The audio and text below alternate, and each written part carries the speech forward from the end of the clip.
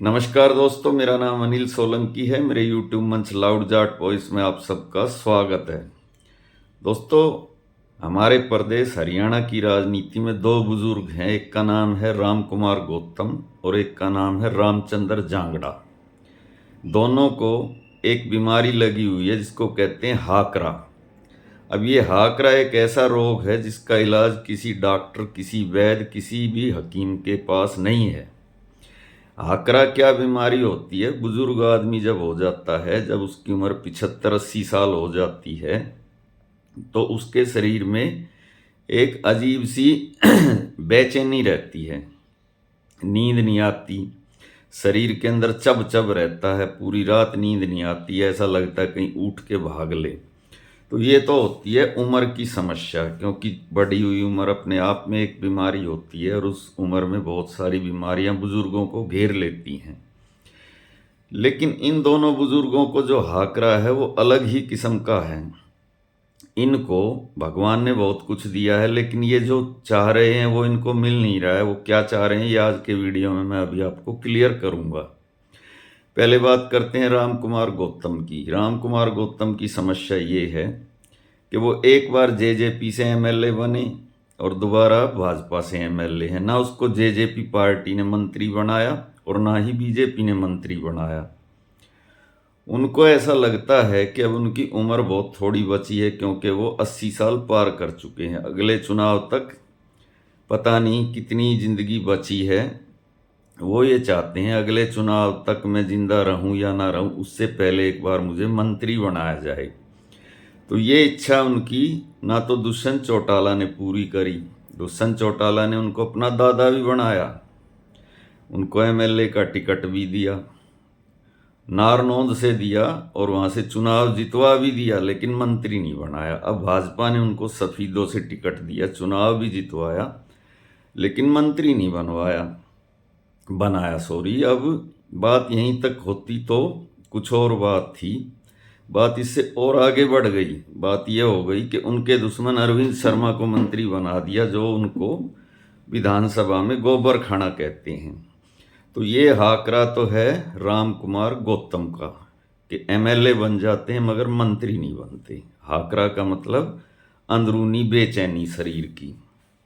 और जो दूसरे नेता हैं रामचंद्र जांगड़ा, उस रामचंद्र जांगड़ा को तकलीफ ये है कि भारतीय जनता पार्टी ने जिंदगी में उन्होंने कभी कोई इलेक्शन तो जीता नहीं, इसलिए उनके अंदर एक फ्रस्ट्रेशन, एक कुंठा है इस बात की कि जनता ने उनको 4 या 5 बार चुनाव हरा दिया।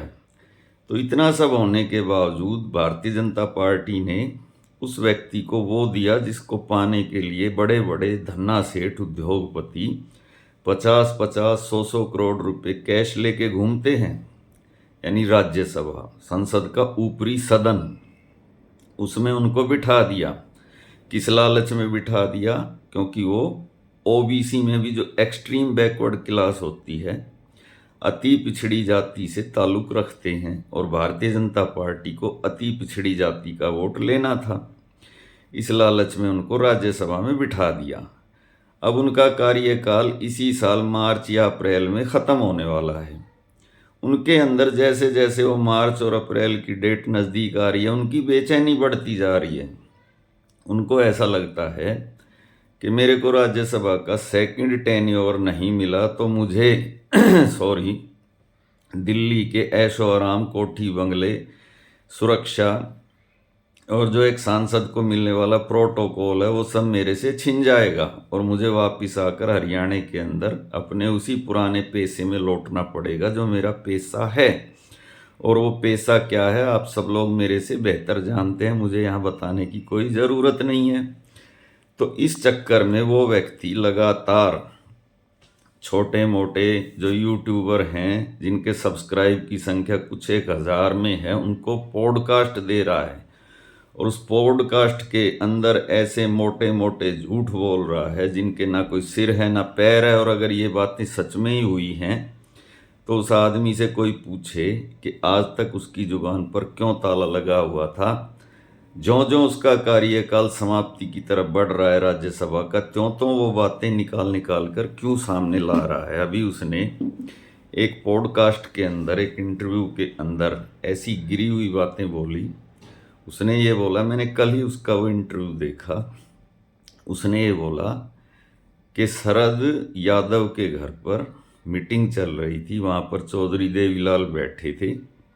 मीटिंग के अंदर ओम प्रकाश चौटाला दंदनाता हुआ आया तथा अपने पिताजी से गाली गलौज करी, ये बात उसने बोली। तो उससे मैं ये बात पूछना चाहता हूँ सॉरी, कि ओम प्रकाश चौटाला ने अगर गाली गलौज करी, पहली बात तो कोई अपने बाप को गाली गलौज नहीं करता, कोई साधारण आदमी भी होगा, बिल्कुल सड़क छाप भी, और वो तो एक बहुत ही मतलब राजनीतिक परिवार था जिसमें बहुत सारे बड़े बड़े अचीवमेंट अपने जीवन में हासिल करे। लेकिन फिर भी रामचंद्र जांगड़ा जी की बात को मैं फेस वैल्यू पे लेता हूँ और ये मान लेता हूँ कि ओम प्रकाश चौटाला ने अपने पिता चौधरी देवीलाल को गाली गलौज करी शरद यादव की कोठी पर, तो उसने अपने पिता को गाली दी, रामचंद्र जांगड़ा का क्या लिया? अगर ओम प्रकाश चौटाला के अपने पिता देवीलाल को गाली देने से हरियाणा के बच्चों को रोजगार मिलने से उसका कोई ताल्लुक है, हरियाणा की जीडीपी से उसका कोई ताल्लुक है, हरियाणा के लॉ एंड ऑर्डर से उसका कुछ ताल्लुक है, और जिस समाज से रामचंद्र जांगड़ा आता है यानी एक्सट्रीम बैकवर्ड क्लास ईबीसी, उसके विकास का कोई ताल्लुक है, तो ये बातें उसको बोलनी चाहिए। अदरवाइज इन बातों का मतलब क्या है? इन बातों का, इस जहर उगलने का मतलब क्या है? वो ये कहता है कि चौधरी देवीलाल ने मेरे को टिकट दिया और चौटाला ने मेरे को हरवा दिया। सफीदो विधानसभा से 1987 की बात वो बताता है। तो अगर चौटाला के अंदर इतनी पावर थी कि चौधरी देवीलाल के दिए हुए टिकट को भी वो हरवा सकता था, तो मैं उससे ये पूछता हूँ कि 91 में, 96 में, 2001 में बंसीलाल ने आपको टिकट दिया, तब आपको किसने हरवाया? 2014 में बीजेपी ने भी आपको टिकट दिया गोहाना से, सोनीपत की गोहाना विधानसभा से, तब आपको कौन से चौटाला ने चुनाव हरवाया? उस समय तो चौटाला जेल में बंद था। ये भी जनता को आपको बताना चाहिए, और आपको ये भी जनता को बताना चाहिए कि कुछ दिन पहले ईबीसी समाज की एक लड़की मनीषा बैरागी की हत्या हुई थी, उसकी लाश खेत में मिली थी, तब आपने उस लड़की के लिए एक दिन भी एक सिंगल बयान अपनी तरफ से क्यों नहीं दिया? अपनी सरकार पर क्यों दबाव नहीं डाला कि उस लड़की को जस्टिस मिले? अभी एससी समाज के एक आईपीएस अफसर वाई पूरन कुमार ने सुसाइड किया, आपने एससी समाज के उस अफसर के लिए क्यों आवाज़ नहीं उठाई? और अभी एससी समाज की एक लड़की को कुछ गुंडे सरे बाजार उठा कर ले गए, वो वीडियो भी वायरल है, तो उसके लिए आप क्यों आवाज़ नहीं उठाते? क्योंकि आप बात एससी और बीसी समाज की करते हैं। और मैं आपसे एक और बात पूछता हूँ कि भारतीय जनता पार्टी, जिस पार्टी के अंदर आप आज हैं, जिसने आपको राज्यसभा के अंदर भेजा है, उस पार्टी ने अपने इस 11 या 12 साल के कार्यकाल में, वैसे तो हरियाणा में शुरू से ही है भाजपा, चुनाव तो शुरू से ही लड़ रही है, एक भी नेता एक्सट्रीम बैकवर्ड क्लास का क्यों पैदा नहीं किया? क्योंकि उनका एक मंत्री है रणबीर गंगवा, जो कि कुम्हार समाज से आता है, ईबीसी समाज से आता है। वो रणबीर गंगवा ओम प्रकाश चौटाला की पार्टी से की पैदाइश है। ओम प्रकाश चौटाला की पार्टी ने उसको राज्यसभा में भिजवाया था, बाद में वो विधायक भी शायद रहा, कंफर्म नहीं है, इंडियन नेशनल लोक दल से। जब पार्टी टूटी तो वो बीजेपी में आया है। और दूसरा नेता रामचंद्र जांगड़ा है। ये रामचंद्र जांगड़ा भी देवीलाल की पार्टी से ही बीजेपी में गया। बीजेपी के पास अपना ईबीसी नेता कौन सा है जो उन्होंने खुद पैदा किया है? और मैं एक और बात पूछता हूँ कि हरियाणा में ईबीसी समाज की आबादी 20% के आसपास है, जिसमें लुहार, कुम्हार, सुनार, मणियार, छिप्पी, नाई, तेली, धोबी जैसी तकरीबन 70 से 80 जाति आती हैं। तो रामचंद्र जांगड़ा को देवीलाल, बंसीलाल हुड्डा या जो भी जाट नेता हुए हैं, चौटाला को गालियां देने से अच्छा उसके लिए है कि वो अपने ईबीसी समाज के भले के लिए भारतीय जनता पार्टी से कोई काम करवाएं, भारतीय जनता पार्टी से अपने ईबीसी समाज को कम से कम 20 टिकट दिलवाएं, अगर वो सच में ही ईबीसी समाज का भला चाहते हैं और ईबीसी समाज को रिप्रेजेंट भाजपा के अंदर वो करते हैं। अब उनकी बातों को अगर हम फेस वैल्यू पर लें, जो बातें वो बोलते हैं, जैसी जैसी बातें वो देवीलाल और चौटाला के बारे में कर रहे हैं, उन्होंने ये बयान दिया कि देवीलाल ने हरियाणा में जातिवाद की शुरुआत की, चौटाला ने उसको बढ़ाया और हुड्डा उसको पीक पर लेकर गया। और उसने ये भी बात कही कि चौधरी बंसीलाल ने मेरे से कहा था कि हुड्डा देखना हरियाणा में जातिगत दंगे करवाएगा। इसके अंदर वो दो नेताओं को बेनिफिट ऑफ डाउट देता है, एक चौधरी भजनलाल और एक चौधरी बंसीलाल को। इन पे वो कभी नहीं बोलता, उसके निशाने पर देवीलाल, चौटाला और हुड्डा रहते हैं। तो उन सारी बातों का निचोड़ क्या है? चौधरी देवीलाल और चौधरी ओम प्रकाश चौटाला आज इस दुनिया में अपनी सफाई देने के लिए नहीं है। जो आदमी इस दुनिया में हो उस पर कभी भी गलत बात नहीं, अपने बचाव के लिए जो आदमी दुनिया में नहीं है कभी भी गलत बात नहीं बोलनी चाहिए। मरे हुए आदमी के बारे में गलत बात बोलने से पाप अपने ऊपर आता है। और रही बात चौधरी भूपेंद्र सिंह हुड्डा की, चौधरी भूपेंद्र सिंह हुड्डा ने ये कहता है कि हरियाणा में जातिगत दंगे करवाए। तो मैं इससे पूछता हूँ रामचंद्र जांगड़ा से कि पिछले 11 साल से आपकी सरकार है, अगर हुड्डा ने हरियाणा में जातिगत दंगे कराए तो हुड्डा को जेल में डालो। अपनी पार्टी से कहो, अपनी पुलिस से कहो, अपनी सरकार से कहो कि अगर उसके पास में सबूत है कि हरियाणा के अंदर जो जातिगत दंगे हुए वो हुड्डा ने करवाए, क्योंकि सरकार उस टाइम खट्टर की थी, हुड्डा की नहीं थी। तो भारतीय जनता पार्टी की सरकार को हुड्डा को जेल में डालना चाहिए। जैसे रॉबर्ट वाड्रा के बारे में कहा जाता है कि रॉबर्ट वाड्रा ने पूरे गुड़गांव की ज़मीन बेच के खा लिया, आज तक एक खसरा नंबर की गिरदावली कैंसिल नहीं हुई, एक दिन भी रॉबर्ट वाड्रा जेल में नहीं गया।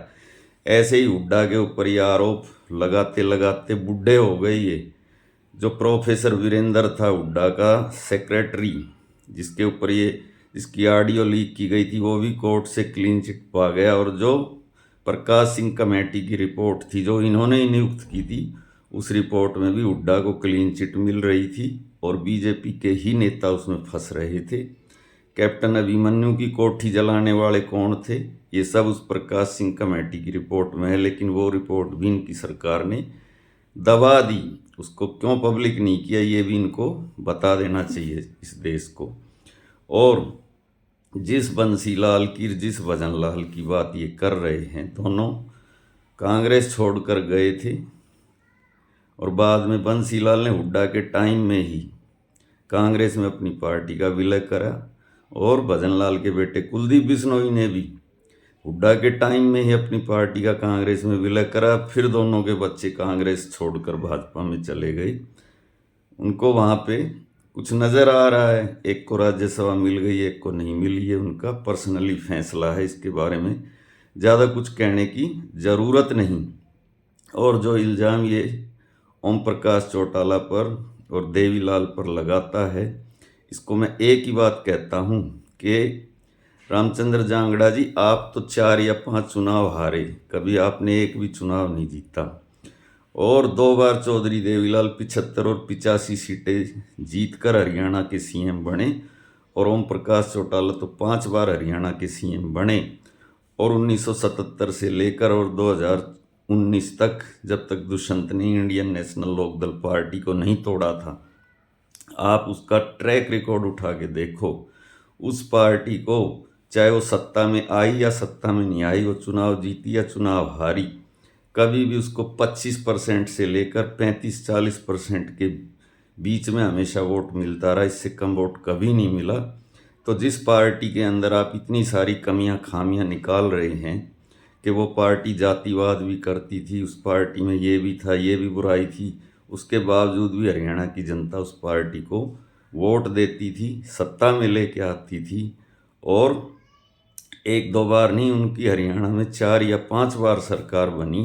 तो क्या हरियाणा की जनता को आप बेवकूफ़ समझते हैं क्या हुड्डा जो 10 साल तक मुख्यमंत्री रहे, हरियाणा की जनता बेवकूफ़ थी जो उनको वोट दे रही थी? आज भी हुड्डा के पास 37 MLA और 40% वोट है, 5 MP भी हैं कांग्रेस के। तो जिसने हुड्डा को वोट दी है, क्या वो जनता मूर्ख है? आप ही एक समझदार हैं। आपकी बीमारी का कोई इलाज नहीं है, आपकी बीमारी का इलाज भारतीय जनता पार्टी के हाई कमान के पास है। आप अपनी शिकायत उसके पास लेके जाएं, ये अनर्गल प्रलाप बंद करें। तो भाइयों, आज का वीडियो यहीं पर समाप्त करता हूँ। वीडियो कैसा लगा कमेंट करके बताएं। अच्छा लगा तो अपने ग्रुप में शेयर करें, लाइक करें, कमेंट करें। और जो भाई अभी अभी मेरे चैनल से जुड़े हैं वो चैनल को सब्सक्राइब करें। और भाइयों, जो भाई मेरे को आर्थिक सहयोग देना चाहते हैं वो इस QR कोड को स्कैन करें और आर्थिक सहयोग दें, क्योंकि आपका आर्थिक सहयोग हमारी हिम्मत बढ़ाता है। आपके आर्थिक सहयोग से मैं एक अच्छा सा स्टूडियो बनाऊंगा, उसमें एक एडिटिंग करने वाला लड़का रखूंगा और अच्छे वीडियो आपकी सेवा में प्रस्तुत करूंगा। मिलते हैं अगले वीडियो में। आप सबका दिन शुभ हो। धन्यवाद भाइयों।